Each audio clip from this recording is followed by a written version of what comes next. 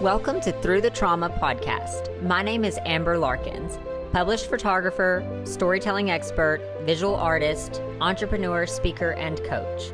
This podcast was born from one question: how do I get inspiring stories of triumph out to the people who need to hear them the most? Come with me, enter my world, where lives are getting changed, heroes are getting developed, and greatness is being achieved. Hello and welcome to Through the Trauma podcast. This is Amber Larkins, your host, and today I have with me Mr. Jarrod Houston. And Jarrod is first and foremost a man of God, family man. I heard his story. I actually had a friend send me a write-up or an article that he had been published in and said, you got to get this guy on your podcast. I read a little bit about him and his work, what he's doing. He's a coach, motivational speaker. He's a partner and part owner in 3 title boxing gyms and just doing amazing things, inspiring people, and has a story to share. And it's very authentic, which I love, and I think you guys will love him too. So, Jarrod, thank you so much for being here and sharing with our audience today. Thank you for having me, Amber. So it's funny because once I read your story, I connected with you, and then I realized we have a lot of friends that are in common. So it's a small world. We went to the same college. I was a little bit ahead of you. It's just a small world, and I just love connecting with people who are doing amazing things in the world and has a big heart for inspiring people. You know, that they need inspiring messages these days. So, well, thank you. I mean, I wouldn't necessarily say I'm inspiring. I think I'm just living it out. Like, it sounds crazy when people say that. I'm like a motivational speaker, inspirational speaker. Honestly, I think I'm just trying to live out what God called me to do. And that sounds kind of cliche because a lot of people say that, but that's the truth. Like, I'm literally just putting one foot in front of the other every day. That's all I can do. First of all, before we get into like your story and all these things, I just want you to briefly share the wall behind you, which when we first jumped on the call, I'm like, oh my gosh, this is so cool. What a cool setup. This is your why you do what you do. Absolutely. I mean, so this was actually when we bought this house. This is a closet. Doesn't have any outlets. And when I saw it, I told my wife I needed a space, right? Like, this is the biggest house we've ever been in, but I couldn't get away. And so one day I came in, I said, I'm gonna turn this into a podcast room. And I had a couple ideas, and so Laura was like, okay. So I was like, I got $250. I'm gonna put it together. So I bought all these things that make stuff like push behind me means pray until something happens, prepare until something happens, persevere until something happens. The arrow up points up to God. The lines, they're 8, which 8 symbolizes true rest, biblically. Martin Luther King behind me, it's the story behind that. But my dad would make me write about him every year because I wouldn't go to school on Martin Luther King's birthday because where we were from, they didn't celebrate that until my freshman year of high school. So, and it just talks about being judged by the content of your character and not by the color of your skin. See It Through is a famous poem from Edgar A. Guess that I memorized. And then it's just like certain things, like my wife and everybody's hands are behind me. They put them on the wall. I have the mirror behind me so I can see myself in my reflection, and I speak my words of affirmation. My I am up top is I am because he is I am. So there's a lot of things, right? The black sign that you see up there is a poem that I wrote to my children called Dear Children. And it talks about each one of them being accepted for who they are and what not to accept. And I wrote it for them. And so when they get older, they'll be able to read it in times that they need to. And it's individual poems, um, but in one, so they can all realize that they are still together no matter where they're at. And yeah, so this room started out to be something that I wanted to build for podcasts, and then I realized I didn't want people in my house. I I realized like, hold on, this is my space. So yeah, I just and I do my mantra is write it down, pray about it, and then move.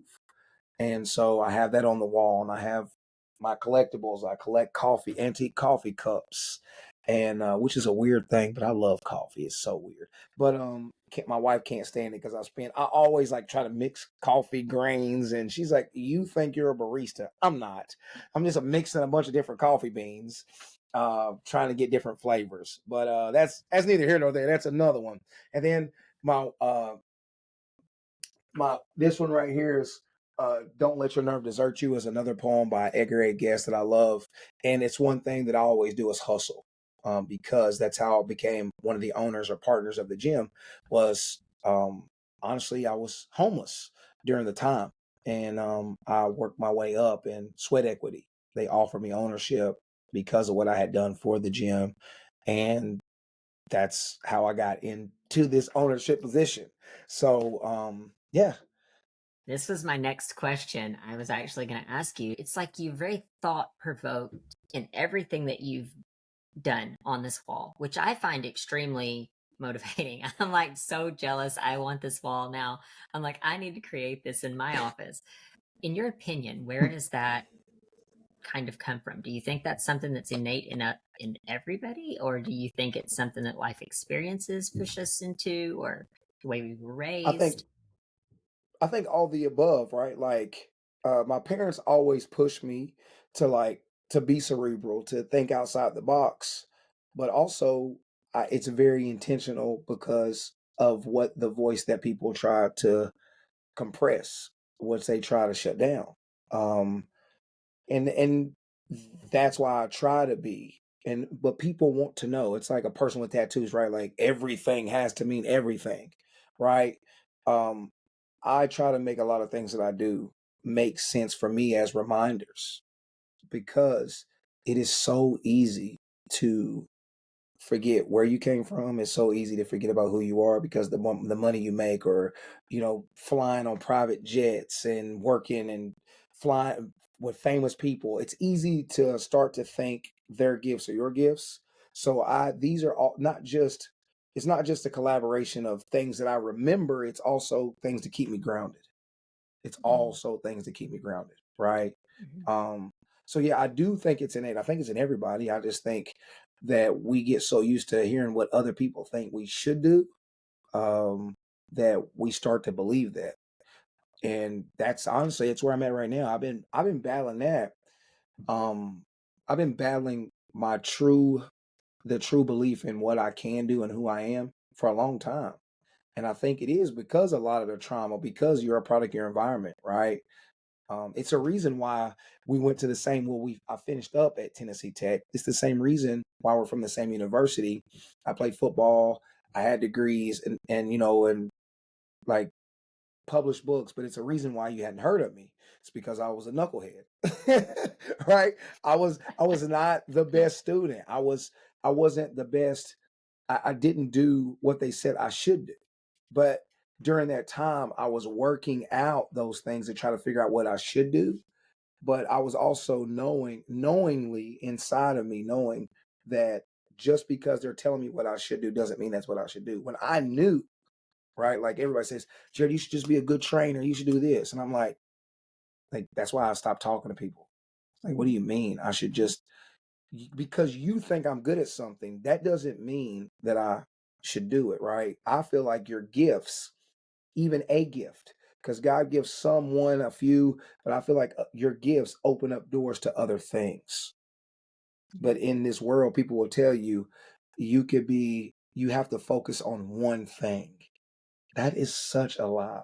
It doesn't say that. The only thing it says you should focus on, it says, seek my kingdom and all these things will be added to you, right? He doesn't say, seek my kingdom and then seek being a personal trainer. Seek my kingdom and then seek being a podcaster. No, he says seek my kingdom, then all these things, right? Because if you kind of put yourself in a box, then you'll lose that opportunity to reach other people. Um, mhm. and so, yeah, I do think diversifying myself and being grounded in the things that I remember, because he is ultimately, that's why it's up top. he is I am. And I can do all things because he is I am. And greater is he that's in me than he that's in the world, right? But I also have to remember this. 8 is the symbol for rest. It says work to rest, which is such a conundrum for me, and that's another story. But working to rest is the hardest thing Mhm. because even on my anniversary trip, I felt convicted for not working. I felt convicted for I felt as though like I wasn't worthy or I wasn't that they might not need me anymore. I'm not good enough or I'll be replaced. And I'm in the mountains. We're all over Colorado and I'm literally thinking about that. And I just had to think about like rest, Jarrod, rest. That's what he means work to rest. So Mhm. yes, I do think it's innate. I do think it's in everyone, but I do think we hear the noise from everyone else around us Mhm. and start to silence that. I agree with everything you're saying. The only part that and this is just something, I'll be honest with you, something that God has put on my heart recently is this idea of focus. And one thing as I was praying and kind of meditating through this thing of focus is there's a time and a season. And Yes. exactly what you're saying about rest. There's a time to work and then there's a time to rest. Um, I believe that we are multifaceted as people, like human beings are. And I read this book when I first got into like business and entrepreneurship. And one of my friends recommended this book. You may have heard of it. It's called Visioneering. And Charles Stanley, which is a amazing pastor out in Texas, I think, Yes. his son wrote it. And I didn't know it was a Christian book. I was a Christian, but I didn't know it was a Christian book. I'm like, oh, it's a business book. I'm reading as much as I can about business. But he talks about in this book, my biggest takeaway is that everything that you do in your life is it's like pointing you to your destiny. It's pushing you there. And it may not seem like it even aligns. Like you may look back over your life and you're like, I don't even know how that aligned with what I'm doing now. But there was things you took from that, things you learned, like even if it was just characteristic traits, there was something that you took from that experience that is pushing you towards your destiny. And to me, it changed the way that I thought of things because I always felt like I dabbled in a lot of different things. I still, I think my brain Yeah. just does that. But that's, it comes down to this idea of focus and being able to focus for a short amount of time on certain things to get those things excelled and then focusing on something else, whatever that is God's placing on your heart at that time. What are your thoughts about that? Well, I mean, I agree with that. I love Pastor Stanley. I listen to a lot of because he's very direct and he goes precept upon precept. So I do agree with that 100%, right? But I also do believe that we are pointed in that direction of the things we do. But I think the problem is when people say time, right? Like when you say create or you focus on a season, that to me is very religious in the sense of we don't know when our season is, right? He says he'll take us from glory to glory. A season can be like I wrote that book, right? My goal is to finish up the 9 book series, but I started 2, 3, and a little bit of 4, but I haven't finished any of them, right? Because I focused in that season to do that, right? And now then I started writing poetry, then I started speaking. But the word will tell you that if you don't focus on that, it doesn't do that. To me, I do believe in focusing on that, right? Because if not, you'll be tossed. You'll be tossed like a wave and you'll never be blessed. That's what it says. So I do agree with that, but I also believe that I haven't finished that second one is because he's going to build other things in me to go back to finish that. Right. So it is very hard for me when people say that you should just do one thing. Like they say in the industry, it takes you 10 years to break out to be a speaker, Jarrod. I said, that's 10 years for you. That's the average. Like I never even thought I was going to speak. And then the first one I spoke, it was like 400 people there, 450 people. It's like, I was on the stage like, what? Like, and then like, oh, Jarrod, you can be this. A-lister. Not until they said that did I even start thinking about being a A-list speaker. I just wanted to speak. I was speaking for free. They paid me some money and I was like, they pay you for this? Like, and then but so I think you have to focus on what God is giving you. If that season is a week, okay. If that season is a year, right? That is what it is. But there's also a dry season, and people think a dry season, nothing happens. But really, the dry season is God in the desert blessing you Mhm. to prepare you for what's next. Mhm. So, but in that dry season doesn't mean you're not focusing on a bunch of different things. And it just because you're doing a bunch of different things doesn't mean you're not focused on what's really in your heart. Because he said, if you focus on me, I'll give you your heart's desires. Right? Like Mhm. it's I had to really be honest with myself and say, I want to be seen. I always said, well, I had to say, Lord, I do want to be noticed. I do want to be recognized for what I do. When for a long time, the world said, people told me, Jarrod, just do this. You're great. Yeah, you work with these famous people. You're just a celebrity trainer. When ultimately, I didn't really care about that. Like, to me, training was just a window to meet other people, right? And that opened up doors to trauma because everyone I worked with, there's a season in that. So when they were done, they were done. I wasn't. So it was like, so Lord, why do you have me training to meet all these people and they're just going to leave me like my past? So I do agree with you in focus in realizing to focus on one thing or focus on what that thing is for you. But maybe that thing for you is people, and people, not just one type of person. People, you have to diversify yourself so more people can be reached, right? That's why I think God has my mind. People will say it's ADD. It's not.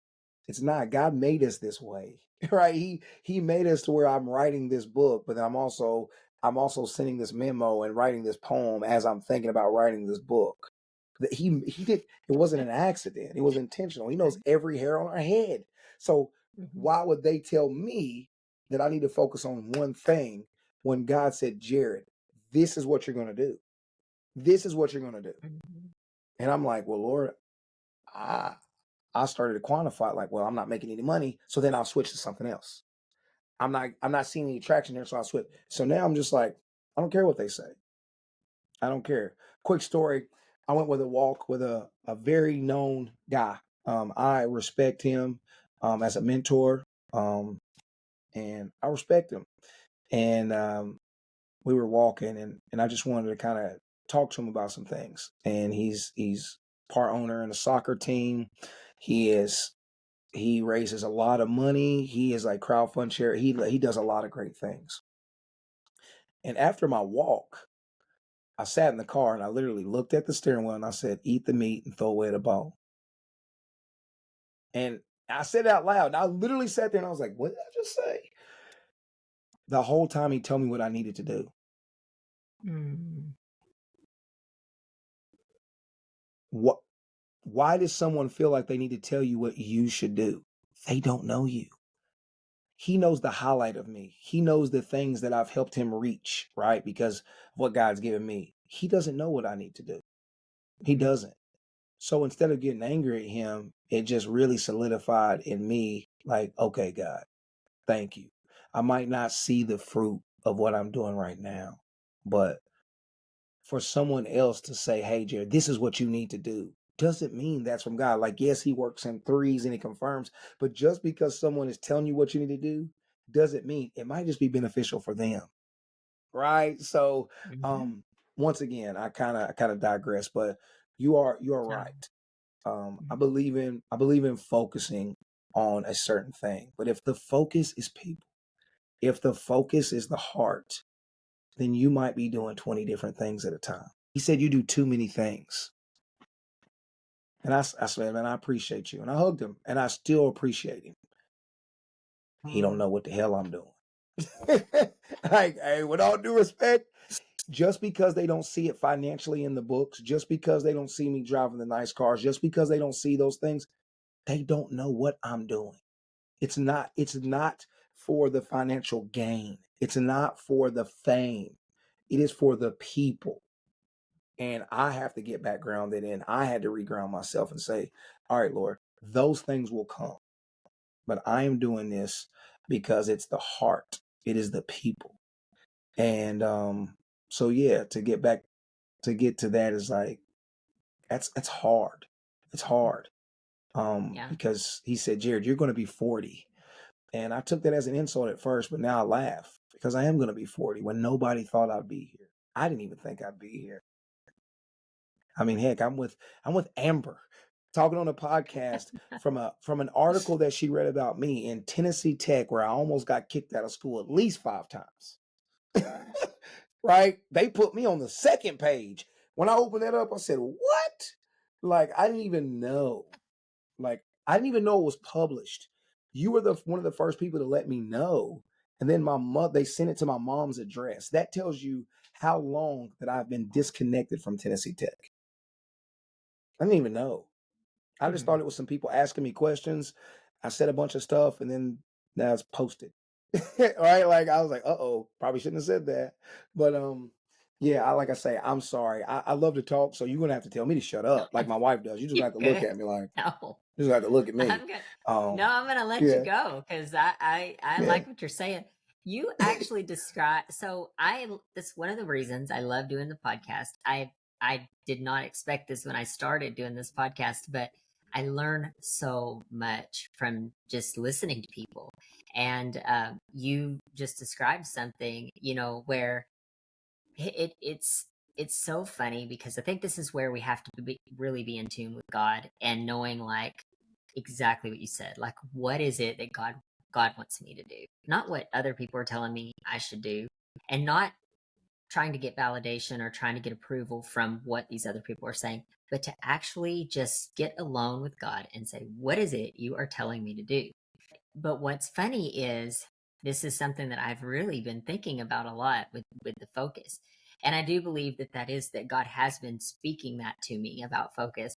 But hearing, sometimes it's so easy to get grounded into one thing. You're like, this is the only way it is. And that's one of the beautiful things about podcasting, honestly, because you sit down with someone, you get their views on things. It can shift the way that you see the world and the way you think of things, because that's a way I had not looked at it before, and I think it's impactful.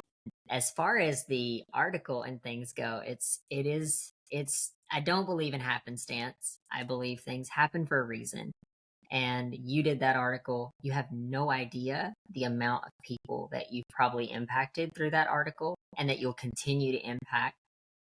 And to be honest with you, you have a certain authenticity that I think people are just, they gravitate to you.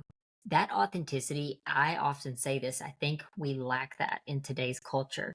Where is the human authenticity?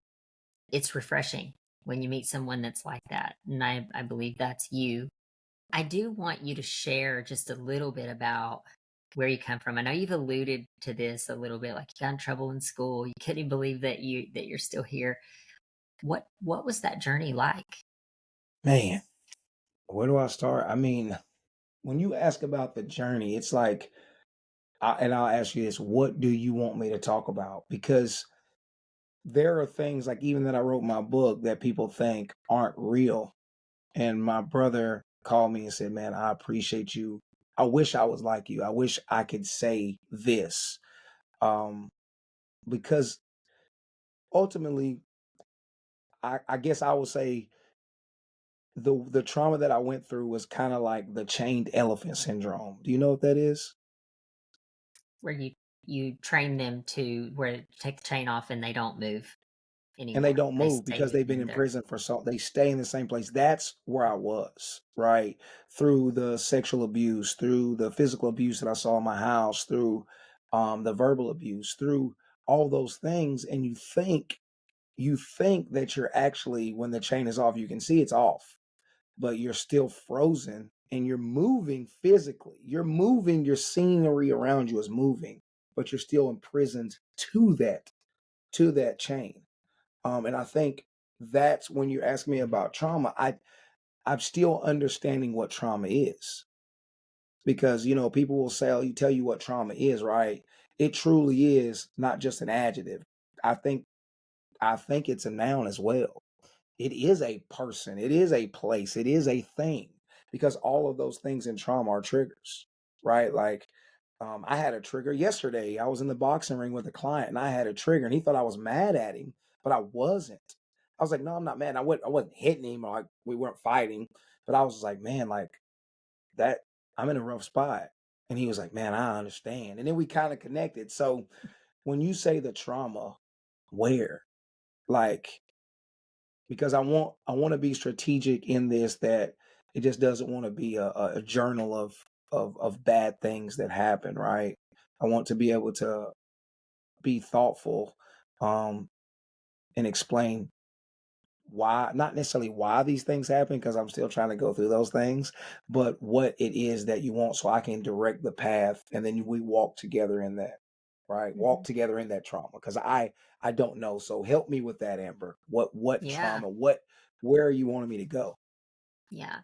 So let's break this down to the true heart of the issue. Obviously, before we jumped on the call, which the listeners didn't see this or hear this, but Jared says, "Let's pray that God will lead the conversation and guide the conversation." And at the end of the day, even though he's doing one thing, I'm doing one thing, I do feel like we align on a big thing, which is people and loving people and helping people. And what I really want is for you to talk about, like, when you think back to that kid or that young man that you were, when you were experiencing all these things, you're trying to figure life out. There's people there, they're out there right now, they're trying to figure this out. And I do think something happens in your 40s, when you get in your 40s, that, I think at every stage, you grow when you get in your 20s, you grow when you get in your 30s. But I do think at some point you start to look back on your life and you're like, if I could go back and tell my younger self advice, what are those things I would tell them? And looking back, I don't know if you ever feel this way, but looking back, sometimes I look back and I think, I don't know how I made it through that. What was I what was my thought process? Because I was not in a healthy mindset at that time. So if you reflect on some of those things of the past, like that young man that you were, what are your thoughts to if you were to tell him something today?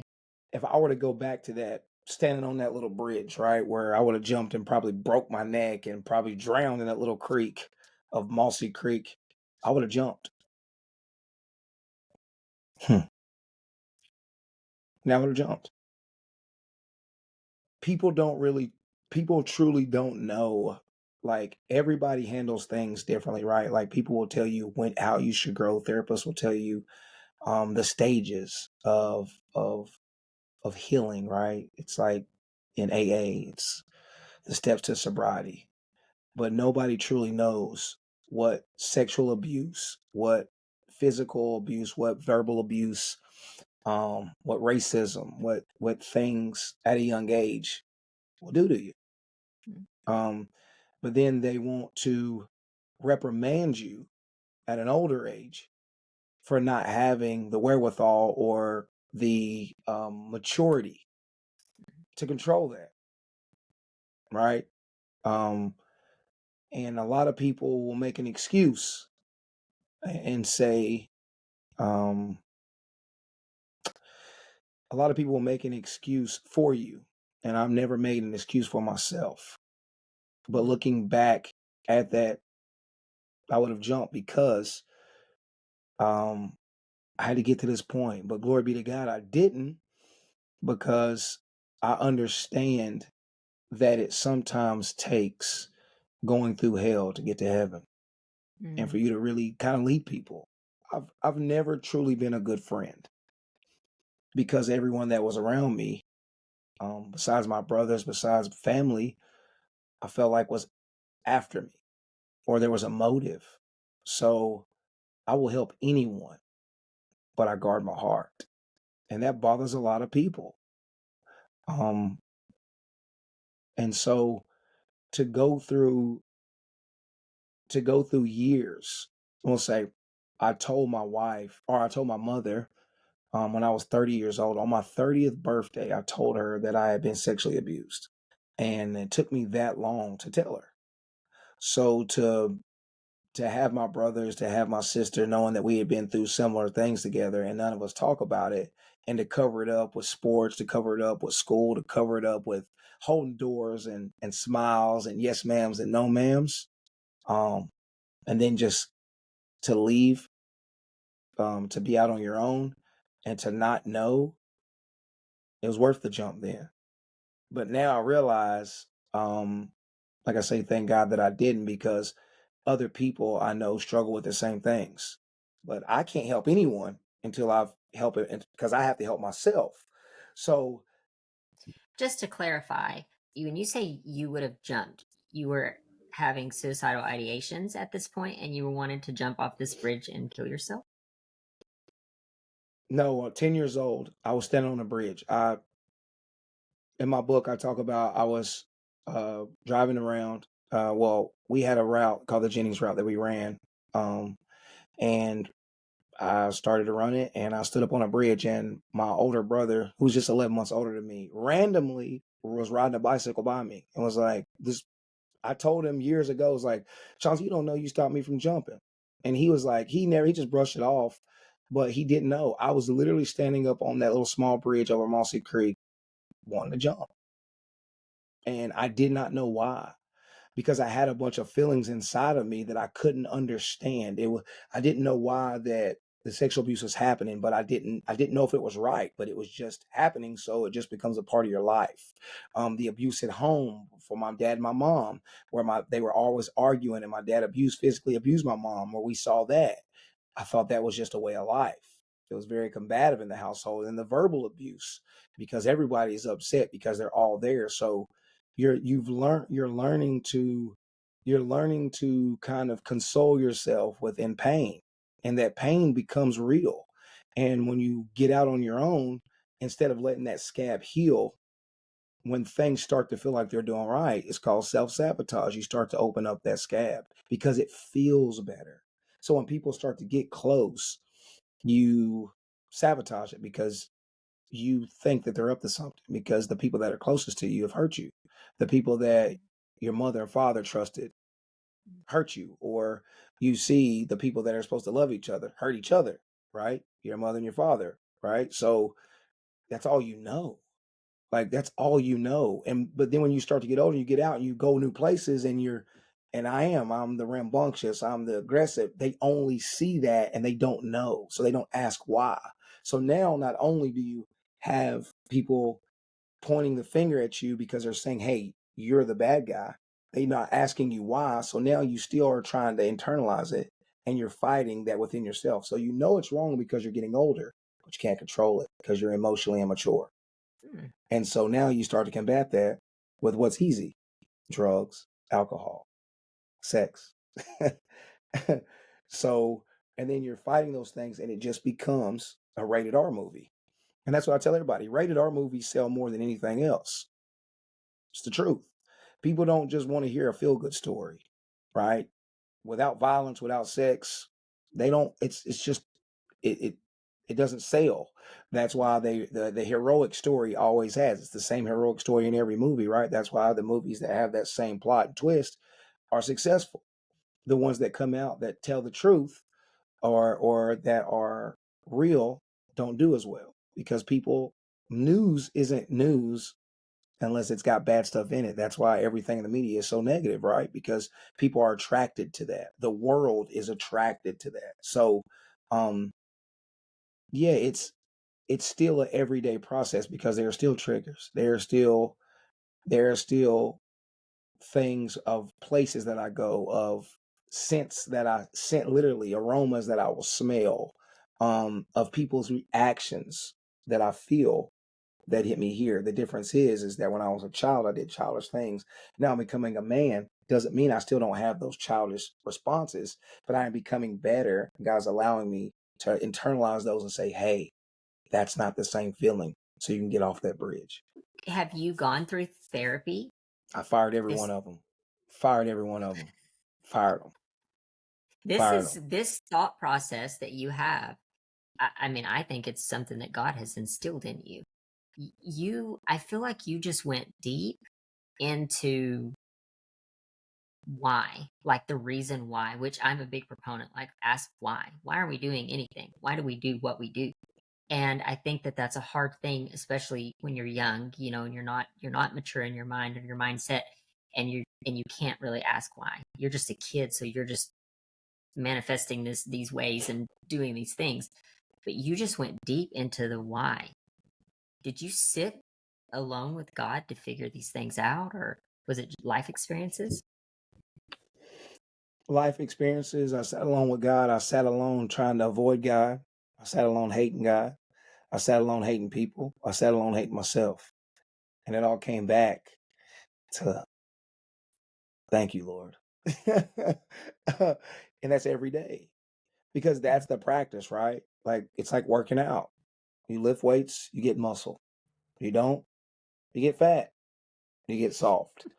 That's the spiritual muscle. It's just that easy. It's literally, am I going to get up and be disciplined and go lay on my floor? I'm going to go say a scripture. Am I going to pray? Right? Not just to say it, but I'm trying. Even when days I don't want to, even when days I don't feel it, even when days I'm upset. It's because of that. Because I don't need someone. I don't need someone to tell me what is wrong with me. I've had 40 years to figure it out. I've had 40 years to carry it.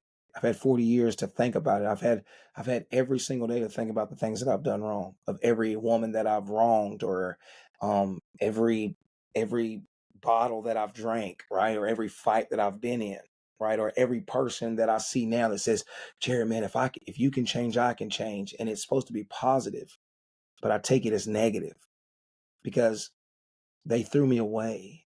They threw me away when I saw that article in the alumni paper. I was bothered, and that's the truth. And I was bothered because during my time on campus, I played football. I started. I was okay. I helped us out. I was on the dean's list. But the only thing they could ever say was, "Jarrod, you've been in the office talking to the dean. You've been in trouble. You've been talking to Burnett, and they want to kick you out." They never asked why. They didn't care because it made them look bad. So shame on them. Shame on them. So now then I turn around and say, "Hey, God, thank you for them for allowing that." Because the same people that see me at homecoming now hug me and shake me and say, "Jarrod, man, I'm so proud of you." Why are you proud of me? I was always going to do great things. I was always going to be great. You just didn't see it. You just saw the things that I did. Shame on you. That's why Wow. that's why I do so many things. That was powerful, what you just said. Because I think that's something, again, that people feel, and they can't really put their finger on it, but they feel like they've been thrown away. And it's, to me, it's like, okay, so now you're in this place of, of, I mean, say what you will, but you are inspirational. You're an inspirational human being, and you're going to go on to do great things. And I didn't know you back then, but I know you now, and I truly believe that. And I think that at this point, it's like, okay, being the person that you are today, you can speak to kids, you can speak to athletes or to young men who are getting in trouble or manifesting different things throughout, from their past or childhood traumas or whatever. But also, like, let's don't forget to talk back to these people, not in a mean way, not in a way of like, hey, you should have done this for me, or you should have seen this, but hey, this is what you failed to see. And now how many other kids are slipping through your fingers that you're failing to see this? Because I believe this is a problem. And of course, I didn't experience this in college. I actually experienced what you're talking about largely in church. And this has given me a lot of mixed feelings about church, the organization. not church in God, but that's two different things. Um, so it's giving me a lot of mixed feelings because there was a time when I was going through my divorce and this was not my choice, that it was like I felt like there was no one reached out to me. It was like while we were serving in church, while we were doing the things in church, while we were, giving money to the church, everyone's like, oh, you know. But the minute you go through a divorce, it's like, oh, hold on, that's ugly. We don't want to, we don't want to get into Mm. that. And I can relate. And I think many people can relate to what you're saying. But I've thought about this. Like, how do I go back and make a difference so this doesn't happen to other people? Because when you're in that vulnerable state, when you're in that place of trying to figure out your emotions, that's when you need that fellowship. That's the time that you need it the most. That's the time that you need those leaders. When you were going through this time in your life, that's the time you needed those guys to stand by you and say, "Hey, what's going on with you? I care." What are your thoughts? Like, do you think that there's a way? Um, because I struggle with this, and I will say this: I struggle sometimes with feeling like, yes, we can make a difference. We just impact one person. We can make a big difference. But then on the flip side of that, I go through times and periods where I feel like I question God. Like, God, is this really, can I really make an impact? Can I really make a difference? I'm just one person. And it's hard. It's a hard balance, if I'm being honest. And I don't know if other people feel that. I feel that. Let's think about it. They're on Mount Sinai. They see the Israelites. They have been freed. Moses has led them through the Red Sea. Right? They go up and they see Jesus ascend. They see him go up, and they're like, "That must really be. Is that Jesus? Is that? Hold on." They questioned who Jesus was when they walked with him and they saw him.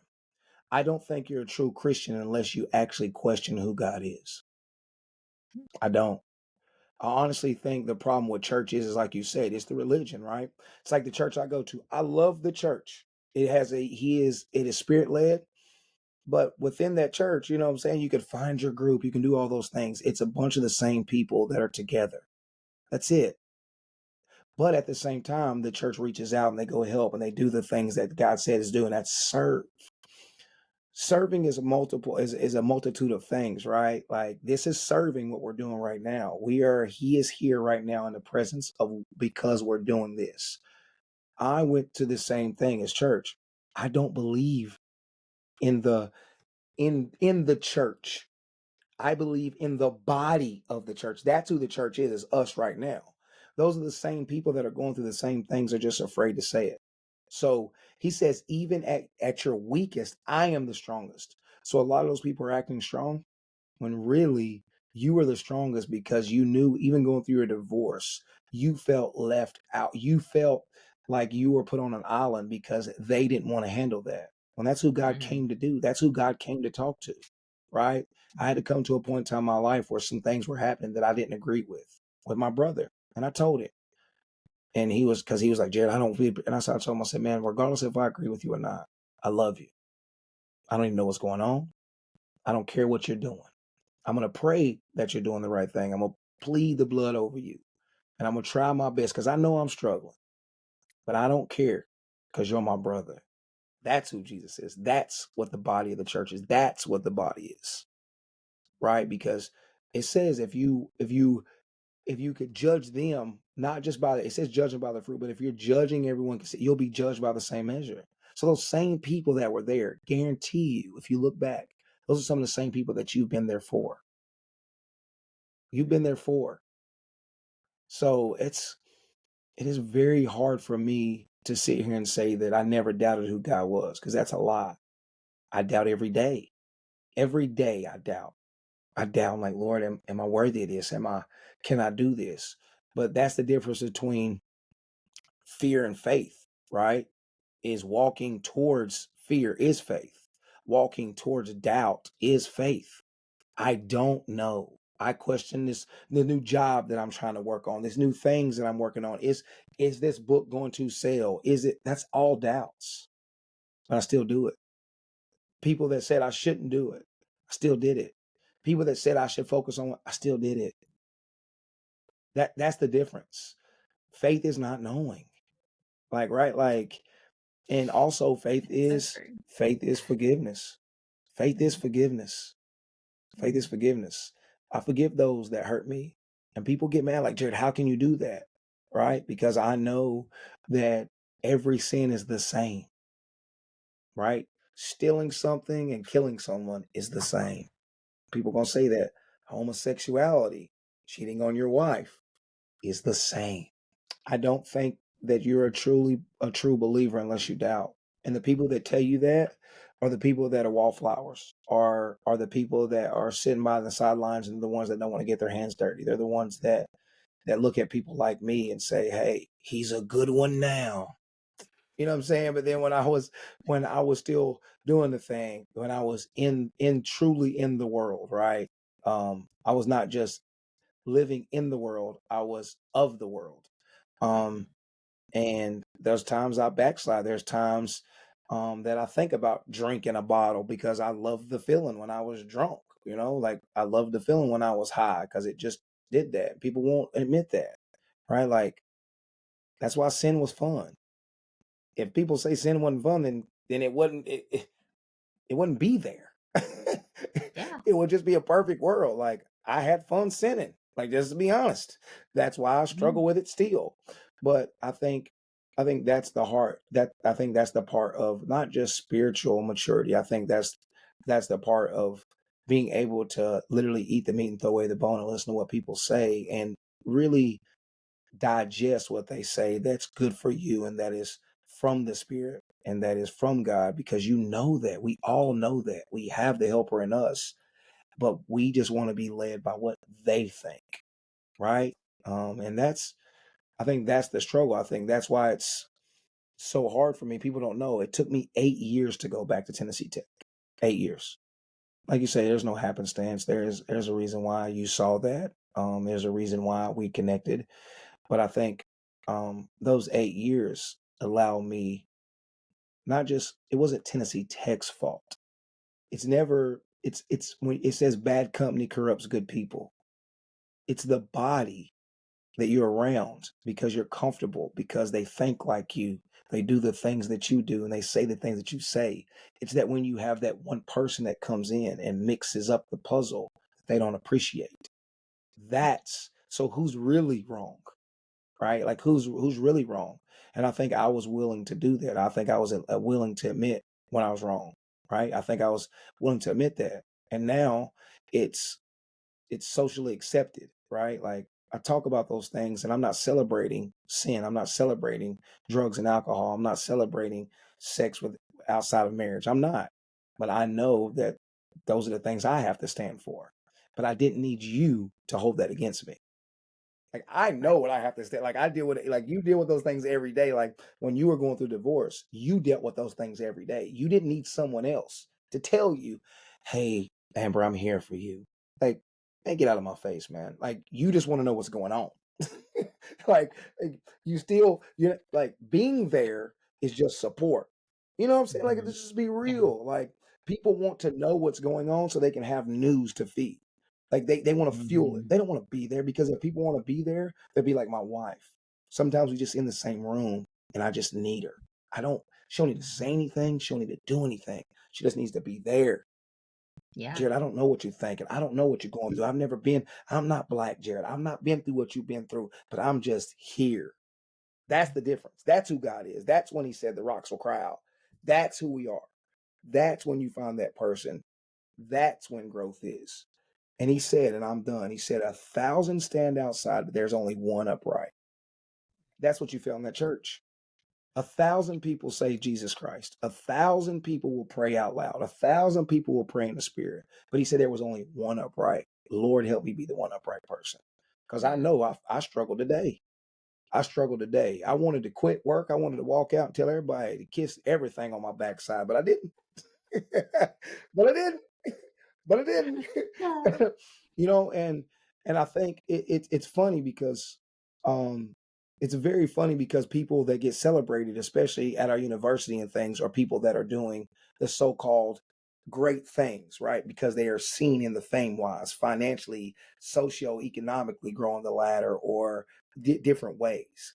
When really the people that affected my life were people that text me and say, "Hey, Jerry, man, I really appreciate what you're saying and what you're doing because I didn't know, but you didn't know that I was doing that, and it wasn't for the fame." Am I saying that the people that are growing are wrong and going to hell? No, not at all. Because we all want to grow and we all want to grow. Money is a source. We all need these resources. What I'm saying is the things that mean the most to me right now is that affecting those people that aren't just doing it for political reasons. The lady that interviewed me, she was inspired, and I did. I was shocked because she wanted to know more, and I've never even put a face with her name, and it was so random that she called. It was a random God thing. And then when she did, that's why I was so open to just be straight honest and forward with her about everything. Because she asked me, "What did you think about tech?" I said, "I didn't like it. I never liked tech. I transferred in. I didn't want to be there. I didn't like the football. I didn't like anything. It wasn't because, well, we weren't good. One thing, and I was from a national championship team. Like, we weren't good. But it was the fact that it was so many chasms across that campus because nobody wanted to play together. No matter how much of a knucklehead I was, I wanted to be I was there. No matter what, you can ask anyone that I played with, anyone. I was a knucklehead, but I fought for everybody. And they never pointed that out. They'll only celebrate the people that were all American. They'll only celebrate those that did well. The ones that they didn't like and did well, they threw them to the side, you know? Well, and this is a problem, I believe, with human nature. And like one of the things that I really think, and I'm hearing as you're talking, that in when you get in a community, I believe there are spiritual forces, and sometimes it's a spirit that's resounding in there. It doesn't mean that each individual person is bad. I don't even hold it against people like what I went through. I don't hold that against people. Um, but I do think there was a spiritual influence within that church. I felt like there was like a narcissistic spirit within the church, and I think as we can, and I may even take this part out, but I think as we enter in more of the end days, we're going to see more and more of that, with the Bible saying how Satan plants himself. And I think that we're seeing this not just in churches, but in all communities. Like you said, sin feels good, right? Just same. I think I contribute everything back to fitness. I have a fitness background. So to me, it's like eating sugar feels good. Do I like the results? Do I like how I feel? Do I like what I look like if I've binged on sugar for a month? No. And it ultimately makes me not happy. And I think sin is the same. It's fun for a moment and that instant gratification, but what does that look like down the line? I definitely agree with that. But when everything you eat, and just to kind of relate it, there's going to be some type of sugar, no matter what type of diet you on, no matter if it's Atkins, no matter what it is, paleo, no matter what it is, you're going to get some sugar. And that's what he means. We fall short every day. So no matter how strict a diet you are, no matter how strict, you're going to get some sugar from what you see, from what you hear, from all those things. And you shouldn't edit that out because it is a narcissistic spirit. It is a Jezebel spirit. It is a spirit of wanting people to conform to you. It is a normalcy for people that are in the church to use God and weaponize God against people like me. I I I've done it. I've done it. When I got saved, I was telling everybody what they should do. I was telling my wife this. You got to do this. And she said, "Jared, I'm not you." And I thought, what? I said, hold on now. But that's the whole thing. We learn to weaponize God and use him instead of him fighting our battles. We use God to fight our battles for us and what our agenda is. So what's the agenda of the church? I think the agenda of the church is growth. I think the agenda of the church, but Paul said it when he was in prison. He said, whether it be for profit or not, the word is still out. See, that's the difference. No, in Romans 8, verse 28, all things can be turned for good. So whether we're trying to do it for profit, to be shown and use his name, right? Whether you're a charlatan or not, God's word is still going out. He will fix it for his good. Now, the person that's on the end of that is trying to profit. He'll deal with them. The problem is that I have to work on is I want him to deal with them now. Yeah, I want it exactly. done now. Yeah. I want it done now. But I've learned that when people come against me and people say things that I feel like they shouldn't, and it vexes me because I can't sleep sometimes with what people say because they feel like they're telling you the right thing. Because I don't truly feel people are bad. I don't. I think people want to tell you what to do. But mind your business. Support me. Guide me. Gently pull me to say, hey, Jarrod, give me suggestions. Tell me, but don't tell me what to do. But I also feel like if they do, then it's for us as believers to not just accept them, but call them out. Jesus didn't walk in the temple and say, hey guys, you're selling stuff. No, he turned over tables. He turned over tables. Yeah. And Yeah. that's the problem. So when you call someone out that's in a higher position, right?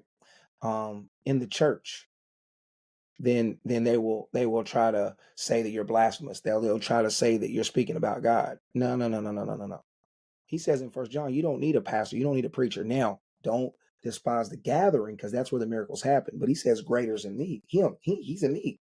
So you don't need those things. But we have to have that because everybody needs a teacher, everybody needs a pastor, everybody needs an apostle. Everybody, that's the gifts that he gave. So we need those things, but he says it's in you. We just start to seek as humans because we're weak. We start to seek. We're weak in our flesh. We start to seek people because we want them to tell us what to do. And I think I'm not arrogant. I was telling my mom this morning, I said, Mom, literally, I talk to my mom every day. And I said, Mom, like, why is it that it says that there's a reward in your confidence, right? There's a reward for your confidence. But when you're confident and say what you feel, they'll say you're arrogant. They'll say he's cocky. Do you know how long it took me to become confident?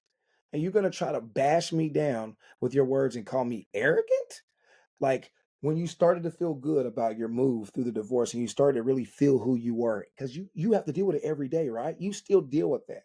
Whether your dad is picking kids up from school, you still deal with that, right? Mhm. Whatever it is, dating, all those things you deal with. So why would they beat you down for what you're fighting? Right? They're gonna ostracize you and beat you down as a single mother, right. Well, maybe it was hurt. No, that's not for me. That's what I'm realizing. That's not for me. Mhm. Because once I Yeah. get into that, then I become like them. I become like them. So Mhm. good job for you. My mother and my father are still together. 40 some years.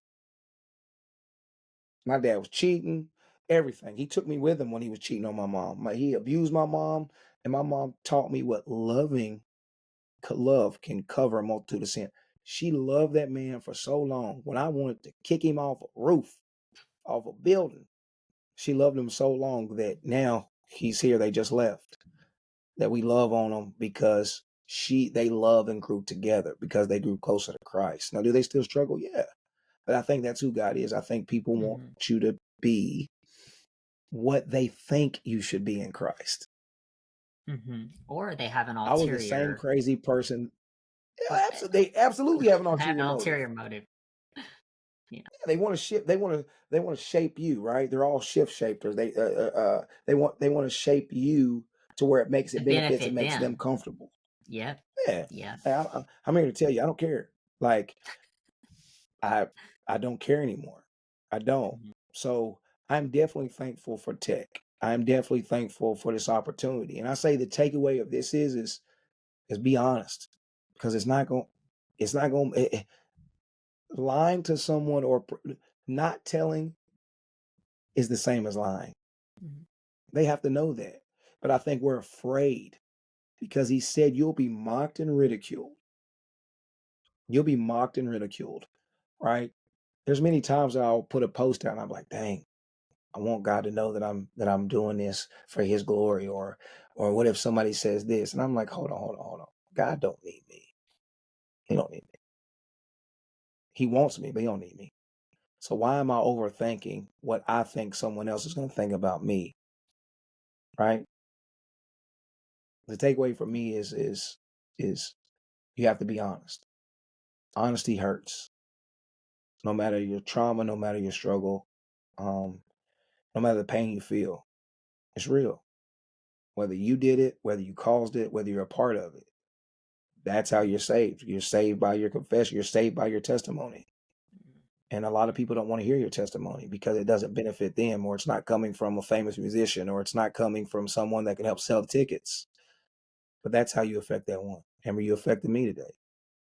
Thank you. Oh, well, you affected me. So that's what honestly, that's what fellowship, and that's what human, to me, the whole human essence is.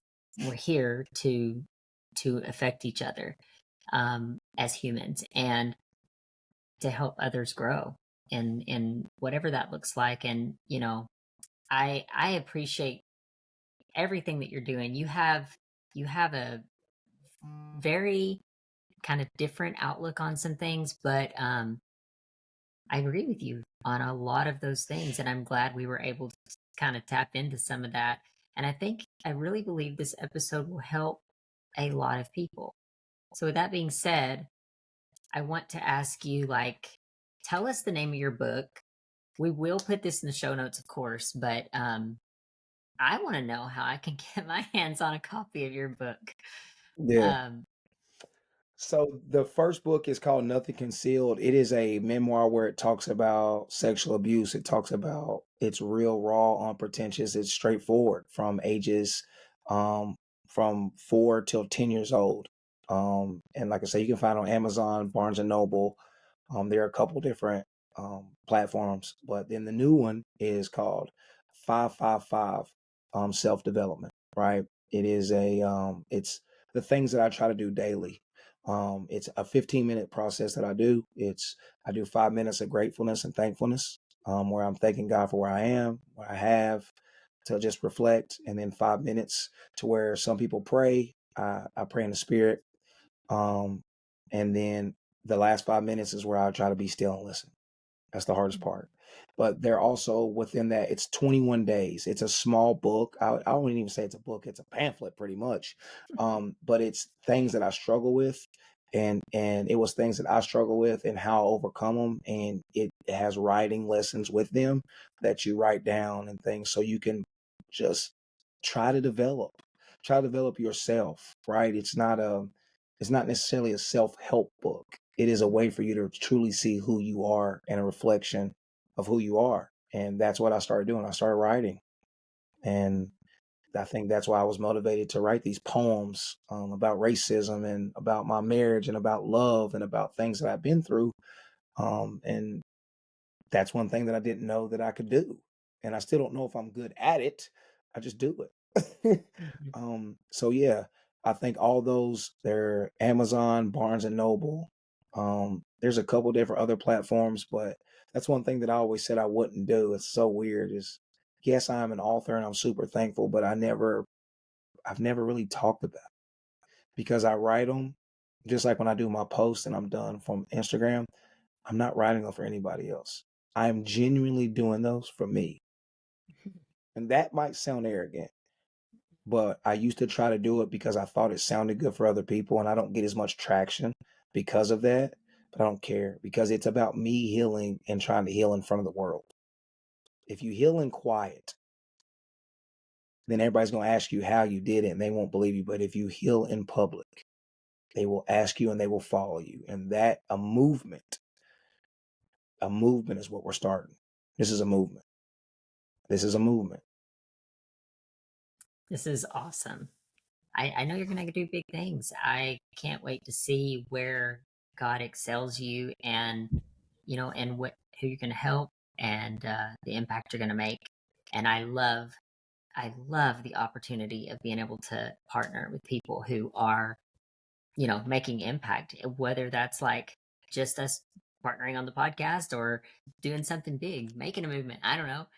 I'm all about impact, and I think you're making it, my friend. So thank you for everything that you're doing, and it's been such a pleasure to have you here. Thank you for having me. And like I tell everybody, I have opinions and they're not always right. So I hope you can do what I always say: eat the meat and throw away the bone, Amber. Eat the meat and throw away the That's bone. right. That's Thank right. you and God bless. Thank you for listening to Through the Trauma podcast. If you have found value in this episode or believe in the mission behind what we are doing, please subscribe so that you never miss any future episodes. Also, be sure to check out our transformation project at transformationthroughtraumaproject.com, where we help inspirational stories get heard on a larger scale through multiple platforms. If you know someone who can benefit from this episode, please share it with them. Until next time.